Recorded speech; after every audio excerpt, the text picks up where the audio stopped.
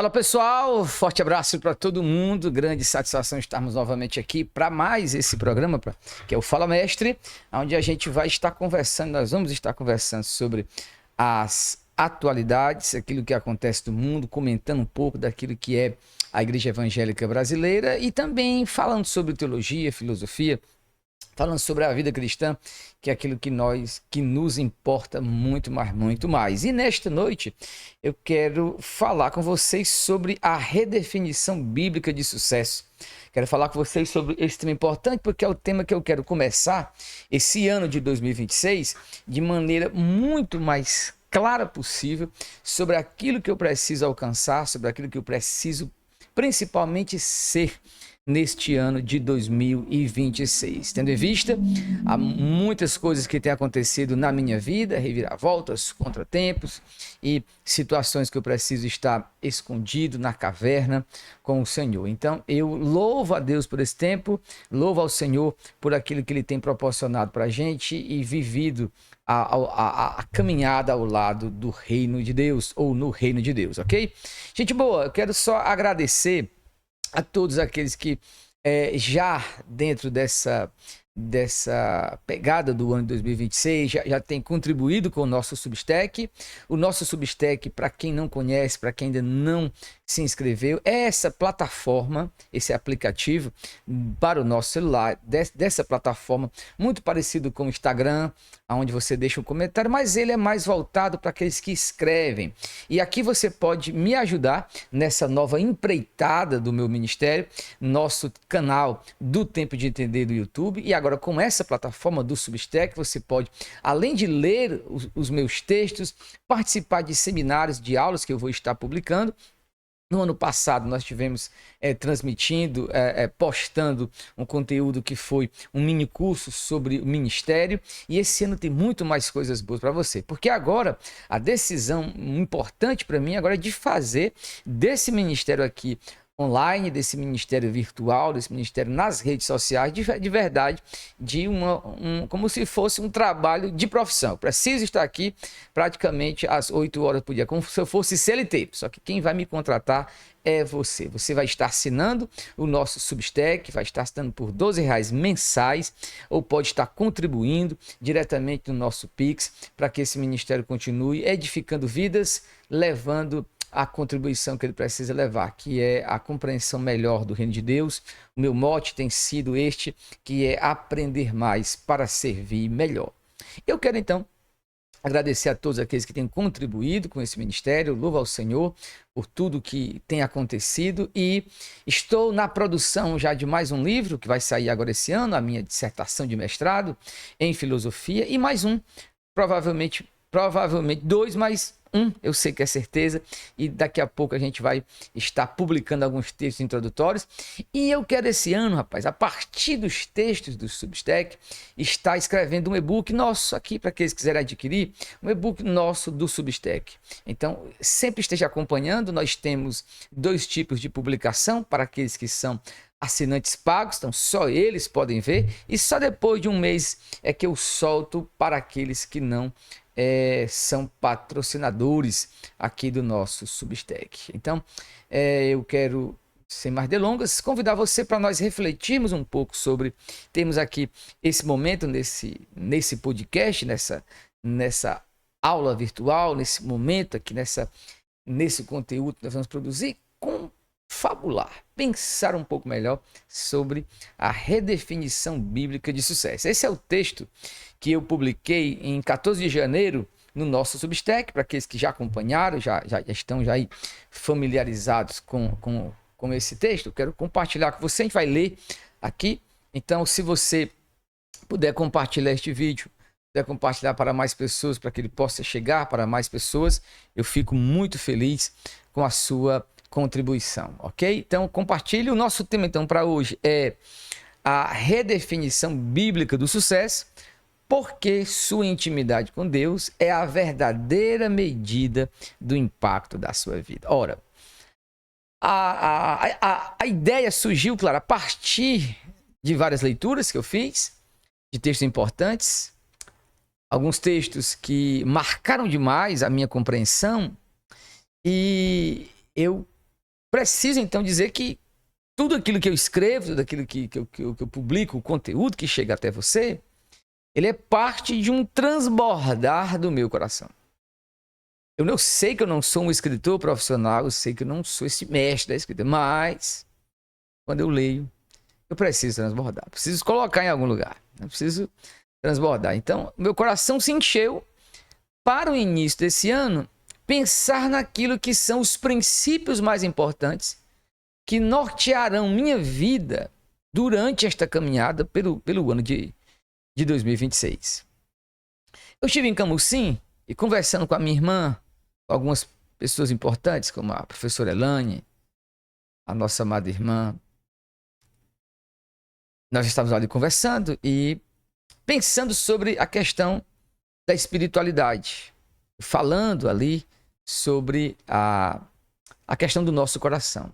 E ao terminar aquela conversa, eu saí muito impactado por uma coisa que eu mesmo disse, que era para os outros, acabou servindo, foi para mim, que é a maneira como eu estou me relacionando com Deus e o entendimento que eu preciso ter desta realidade definidora de nossas vidas. Por quê? Porque eu acabei de passar por um momento onde eu tive que abdicar, eu tive que renunciar, mais uma vez, o status que eu possuía. Abri mão de 25 anos no ministério de determinada denominação, no caso a Assembleia de Deus Bela Vista. E saí porque senti que eu precisava renunciar àquilo. Então, eu não poderia me manter apegado a algo em que Deus estava pedindo para eu poder renunciar. Então, assim, o fiz, estou em paz. O ponto agora era, por quê? Porque tudo o que era dito sobre a minha vida era dito a partir do sucesso ministerial dentro dessa atividade ministerial que perfaz um pastor. A performance com que ele expõe a sua carreira ministerial. E então eu precisava pensar, e quando eu tive esse diálogo e com a minha irmã e outras pessoas, a questão do sucesso ficou muito clara na minha vida, que eu não poderia mais, e coisa que eu nunca fiz, mas eu não poderia mais permitir que em determinado momento essa noção do sucesso sendo definida pela carreira empresarial, pela carreira ministerial, fosse o definidor daquilo que eu precisava ser. Porque há um momento em que nós podemos assimilar a cultura de sucesso mundana, do espírito da época, do zeitgeist da época, e entendermos a vida nesta atividade puramente humana e não vivermos o que Deus quer. A dinâmica do reino de Deus, o caminhar do reino de Deus, a vida pautada pelo reino de Deus.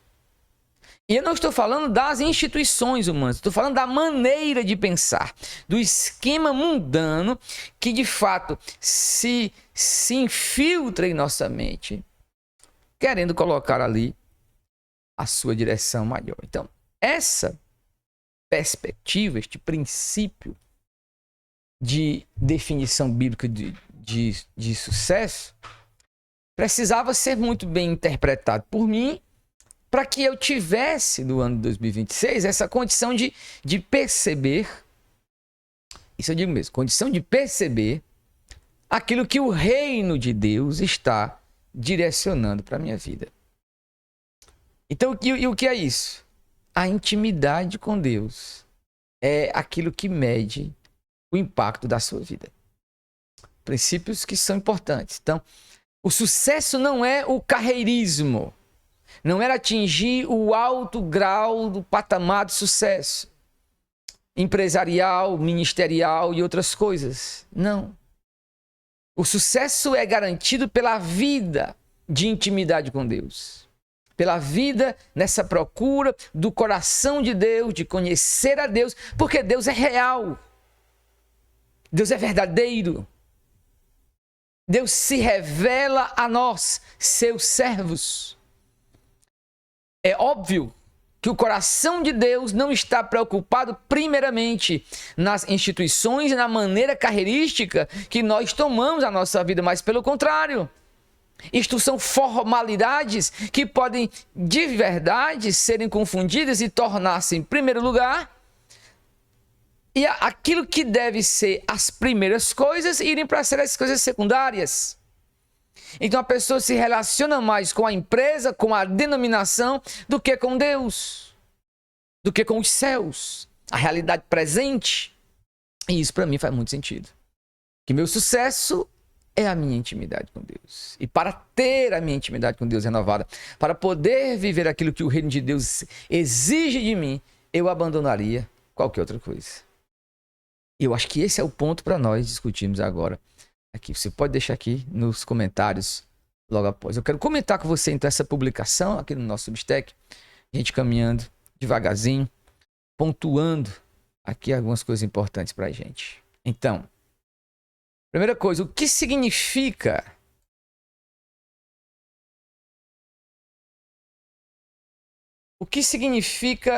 realmente viver uma vida que importa?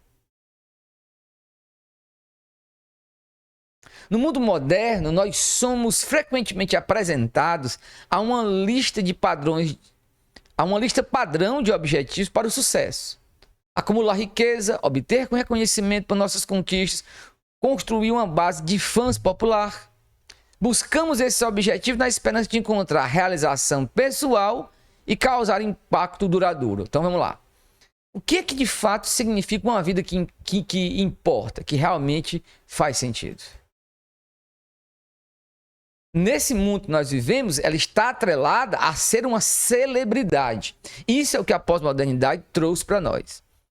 Nós somos atrelados a esse padrão do sucesso, de sermos celebridades. Todos nós com nossos Instagrams, nossos YouTubers, nossas redes sociais, compartilhando a nossa própria vida, acordando para postar alguma coisa. Isso tem que ficar muito claro. A nossa realização pessoal, ela é mais uma busca por algo material, imanente, pertencente a este mundo, do que a realidade objetiva e real do reino, do ser de Deus, da nossa vocação. Isso é importante nós pensarmos. Pensarmos com mais qualidade. Mas essas métricas convencionais para uma vida bem-sucedida, essas métricas convencionais para uma vida bem-sucedida, muitas vezes deixam de lado um princípio mais profundo e fundamental. Elas medem o externo e o temporário, negligenciando a essência do nosso propósito. Esta frase é muito importante para nós, porque a medida superficial do mundo para conosco não consegue atingir o real, a verdade. Elas só medem o externo, o temporário. Negligenciam o essencial do nosso propósito. Isso aqui é absoluto.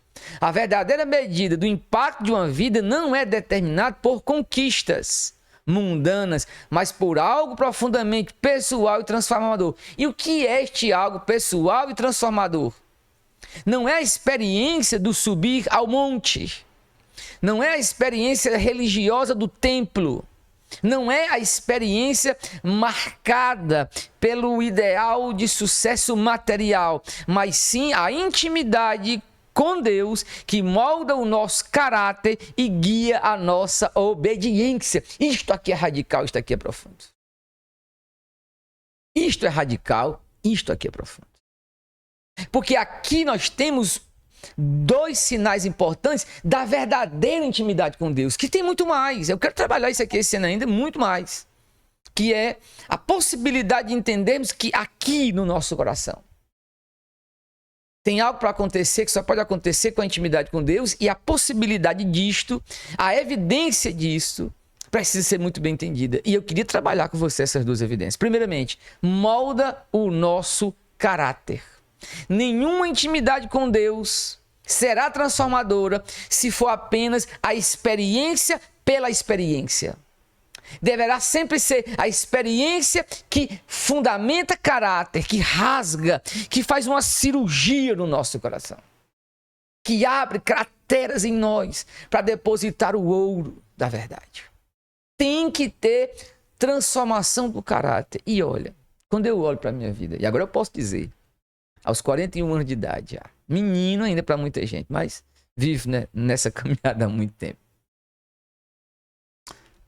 A caminhada com Deus, a caminhada expressiva com os céus, a caminhada com Deus, dentro deste princípio que nós estamos aqui observando, da experiência que fundamenta caráter. Eu luto contra o orgulho, contra a falta de humildade, luto contra pensamentos, luto contra atitudes, comportamentos maus, porque eu estou sendo transformado por esta experiência com Deus.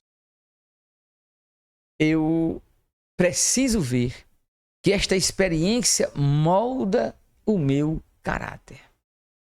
Que eu estou me tornando para as pessoas que estão ao meu lado menos orgulhoso. Que eu estou me tornando para as pessoas que estão ao meu lado uma pessoa mais humilde, que transparece o caráter de Cristo, que nas mesmas situações da vida onde eu era orgulhoso, agora eu dou testemunho da glória de Deus. Eu tenho ações parecidas com Cristo. Isso tem que ficar claro para a gente. A possibilidade de nós entendermos esta realidade assim, com fundamentação de mudança de caráter. Isso não pode ser trivial para ninguém, não pode ser trivial para nós. A mudança de caráter que vem pela experiência com Deus precisa ser evidencial e intencional por parte daquele que crê. Eu preciso buscar experiências transformadoras de caráter. Não posso subir ao monte, fazer a campanha, ir na casa da oração tal, e ao sair nada ter mudado em mim, na minha vida. Quando eu olho para trás, eu sou alguém que pareceu mais com Cristo para os outros? Então isso é real. E o segundo ponto, no nível da obediência. Essa intimidade com Deus que molda nosso caráter, ela guia nossa obediência. O que é isso? Quando Deus falar, eu direi, eis-me aqui, Senhor. Eu não fugirei da sua vontade, ainda que ela pareça para mim uma vontade dolorosa, ainda que seja renúncia. Ao falar de Deus, quando Ele falar comigo, eu direi, sim, Senhor. Este é o nível da obediência. Então, seu impacto é medido pela intimidade, não pelas conquistas. Não pelas conquistas. Isso aqui será muito profundo, real e transformador. Será medido pela intimidade, não por conquistas. E não por conquistas. Isto tem que ser muito claro para as nossas vidas. O mundo tende a medir o impacto de uma pessoa pela riqueza, talento, fama. Celebramos os ricos, os talentosos e os famosos. E isso é verdade. O Instagram está aí para poder provar isso. As novelas antigamente, né? Muitas vezes presumimos que suas vidas são as mais significativas. E esta é a fuga que nós temos que fazer. Fugir deste ideal de que a vida de sucesso, de talento, a vida dos ricos, a vida, esta vida com a fama, ela seja aquilo que nós precisamos. Pelo contrário, fujamos disso. O sucesso, na verdade, não é o que você pensa que é. Não é o que nós pensamos que é. Por quê? Porque para o mundo o sucesso é isso. A medição do impacto pela riqueza, o talento e a fama. Isso tem que ser muito claramente colocado de lado e ser pensado de outra forma.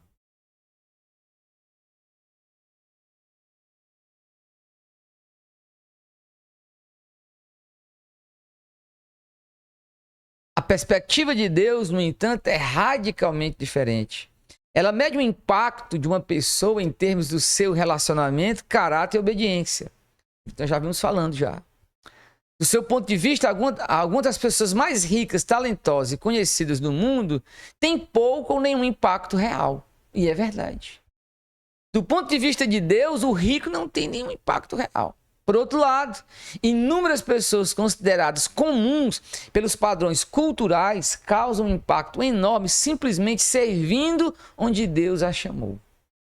É o relacionamento pessoal delas com Deus e a obediência a Ele que, em última análise, determina o significado de suas vidas. Então, nesse sentido, eu não busco o significado da minha vida no serviço que eu faço, mas o serviço que eu faço, o trabalho onde eu estou, aquela vocação que eu exerço, é ela que recebe significado pelo relacionamento pessoal que eu tenho com Deus.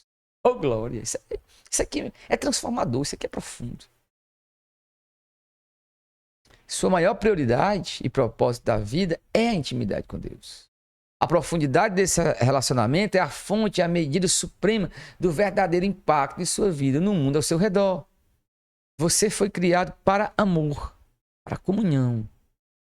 Gente, isso aqui é fundamental. Isso aqui que faz o cristianismo ser, apesar do que está acontecendo hoje aqui no nosso Brasil, preciso fazer esse comentário importante. Apesar do que acontece hoje no Brasil, aonde, e aqui eu preciso que você entenda a definição clara disso aqui. Muita gente está criticando o movimento evangélico. Desde 2020 para cá, nós estamos numa decrescente em crise. Mas não é a igreja do Senhor. Não é a igreja de Cristo que está em crise, é o mundo. A outra crise são em algumas denominações evangélicas. Não quero falar do catolicismo. Alguns têm se levantado contra o movimento evangélico devido ao envolvimento, ao engajamento maior que a igreja evangélica, que, na verdade, refaz. Muitos têm criticado a igreja evangélica pelo engajamento e o envolvimento de denominações evangélicas com a política. E esse relacionamento de denominações evangélicas com a política não é o relacionamento, não representa o relacionamento do evangélico ainda. São eles, essas denominações que entraram nesse relacionamento com a política, estão tentando ver o seu sucesso a partir do governo. Então, para estas denominações evangélicas, governar o Brasil é sua maior meta de sucesso. Para essas denominações, a direita chegar ao poder, os conservadores ganharem aqui o Brasil, é a meta de sucesso. E muita gente pensou que com o ex-presidente poderia ter alcançado isso, mas não alcançamos. Não alcançaremos nem com este, nem com outro, nem com aquele que aqui está. Existe uma maldição na política. E este é o meu posicionamento e ponto final. Meu posicionamento e ponto final. Existe uma maldição nesse negócio. Isso é um ouro de tolo. Isso é ouro de tolo. E por que isso aqui entrou na minha fala? Porque eu posso, você e muitas pessoas fizeram isso, podem olhar para este ouro de tolo e pensar que eles são valiosíssimos, tentar redefinir o nosso sucesso diante de Deus, porque eu estou galgando posições políticas. E perder o relacionamento espiritual com os céus, com Deus. Foi isso que eu vi acontecer. Foi isso que eu vi acontecer. Aí respondo a pergunta que você deve estar fazendo. Isso é contra a política? Não. Sou um teórico de política. Analiso política. Mas sei separar a palha e o trigo. Sei separar a palha do trigo. Isso aqui é importante para mim poder me defender. Sei separar a palha do trigo. A quem pergunte se eu sou de esquerda ou de direita, sou superior à direita e à esquerda. Eu tenho uma vertente política que é maior do que estas. Sou seguidor, discípulo de Cristo Jesus, o Messias. acima de direita e esquerda. Eu fui criado não para a política, mas para a comunhão e o amor de Deus. É aqui que eu quero estar. Aqui que eu quero estar. Nesta realidade profunda. Prosseguindo com o texto, após essa digressão clássica, leio com vocês aqui este ponto muito importante. Você já se perguntou o motivo para Deus criar o universo? Por que ele criou você? A resposta é amor, puro e simples, como já diria C.S. Lewis. Mesmo antes da fundação do mundo, o desejo de Deus era ter um relacionamento íntimo e pessoal com você. Essa comunhão não foi uma ideia posterior, era a intenção original. Este relacionamento foi projetado para trazer imensa alegria, plenitude, poder à sua vida. Ao mesmo tempo, foi projetado para satisfazer nossa necessidade pessoal mais profunda, a necessidade de saber que somos amados incondicionalmente. E como o Evangelho proporciona isso para nós? O Evangelho é este amor incondicional de Deus, que não olhou para a minha condição de pecador, não olhou para a minha condição de inimigo, primeiramente. Tudo isto o Evangelho vê, mas a graça foi me dada na cruz. É lá na cruz que tudo transborda, que o amor chega à minha vida. Este amor incondicional, transformador, porque quando eu recebo deste amor, eu posso traduzir o meu comportamento de amor. Amar aqueles que não me amam. Orar por aqueles que me maldizem. Ser uma bênção naqueles que me perseguem. É isto que eu quero ser e serei. Porque quem define a minha vida, quem nos define, não é o sucesso do mundo, mas o sucesso segundo Deus. A nossa intimidade com os céus. A nossa intimidade com os céus. Ser feito à imagem de Deus tem a ver com sua capacidade de se conectar a esta realidade de Deus. Por isso que o texto nos diz, ser feito à imagem de Deus não é físico, ela é relacional. O livro de Gênesis afirma que Deus criou a humanidade à sua imagem e semelhança, visto que Deus é espírito. Isso não se refere a uma semelhança física. A palavra imagem, nesse contexto, também pode significar semelhança, modelo, aparência, uma sombra daquilo que é a grandeza do nosso Deus. A razão fundamental desse projeto é fundamentalmente relacional. Ela não nos dá a capacidade de ter comunhão com Deus e compreendê-lo. Ela nos dá a capacidade de comunhão com Deus, de compreendê-lo no nível pessoal. Podemos apreciar seus atributos ilimitados, seu amor, misericórdia, graça, precisamente porque possuímos versões extremamente limitadas dos mesmos atributos dentro de nós. Diante dessa compreensão, a adoração é a nossa única reação sensata. Ora, é mesmo.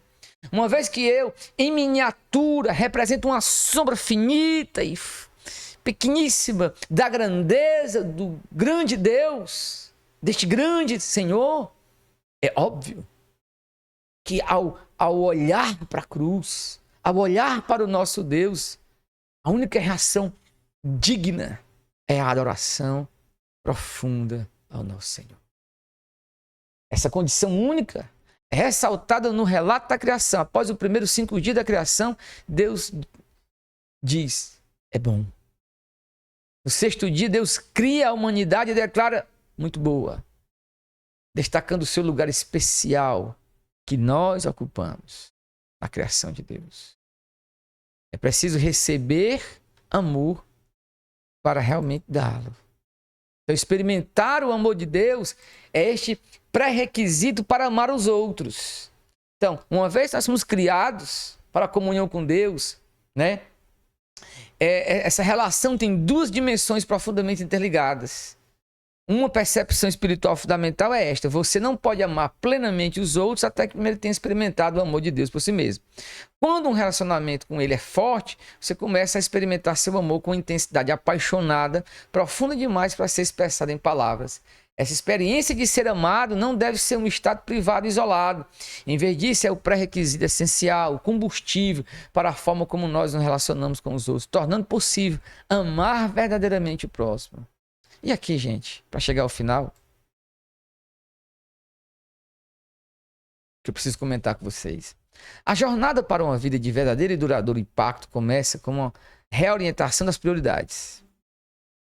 Requer uma mudança de foco das métricas externas do sucesso, mudando para a realidade interna do relacionamento com Deus. Isso não é apenas uma mudança de perspectiva. Porque muita gente vai dizer assim, mas esse é o seu jeito de ver, pastor Nélio. Esse é o seu jeito de interpretar. Foi assim que o senhor pensou. Não. É um alinhamento fundamental com a própria realidade. Não é uma mudança de perspectiva. É o realinhamento fundamental para com a realidade.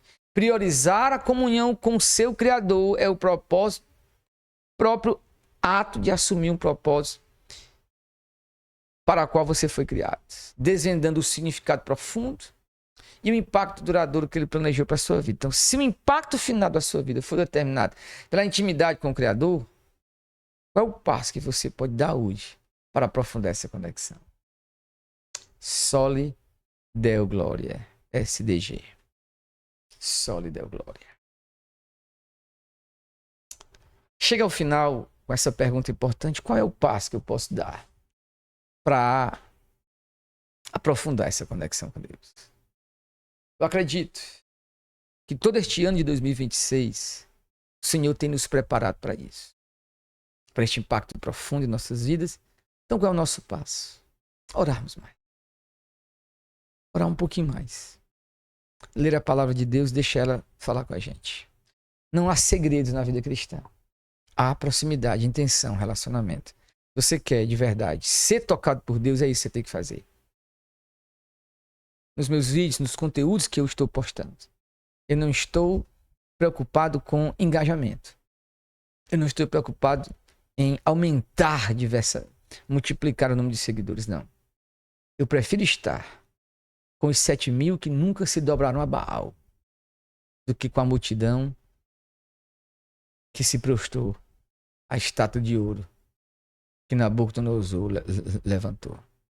Eu quero estar na fornalha com Cristo do que naquela multidão satisfeita pelaquela estátua. Eu quero estar com Cristo onde a luta se travar. E a minha luta hoje se trava, primeiramente pelo meu coração. Para que eu seja um seguidor de Jesus. Eu não quero ser um pastor grande, um potentado. Quero ser discípulo de Jesus. E como é bom. Isso é libertador. Nós enxergamos as coisas por esse prisma, tudo faz sentido. Eu quero mais de Deus. Eu quero aprender mais para me servir melhor. Muito obrigado pela paciência que você teve de assistir esse vídeo até aqui. Um abraço a todos, aqueles que patrocinam. Decida ser um patrocinador. Mas acima disso, decida servir a Cristo Jesus. A viver para Ele. A fazer da sua vida objeto da sua glória. Que Deus em Cristo nos abençoe.